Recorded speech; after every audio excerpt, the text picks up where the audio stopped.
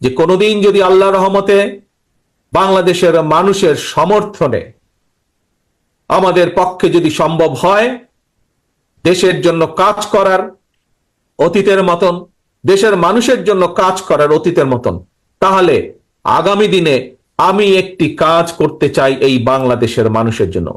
বিশেষ করে গ্রাম থেকে শুরু করব এই কাজটি। ধীরে ধীরে হয়তো শহর পর্যায়ে যাব আমরা, কিন্তু যেহেতু বাংলাদেশের অধিকাংশ মানুষ বসবাস করেন বাংলাদেশের গ্রামগুলোতে, জেলা পর্যায়ে, উপজেলা বা থানা পর্যায়ে, গ্রাম পর্যায়ে, সেই জন্য তাদের কাছে এই পরিকল্পনা বা কাজটি আমি নিয়ে যেতে চাই। কি সেই আমার পরিকল্পনা? আমার পরিকল্পনাটি হচ্ছে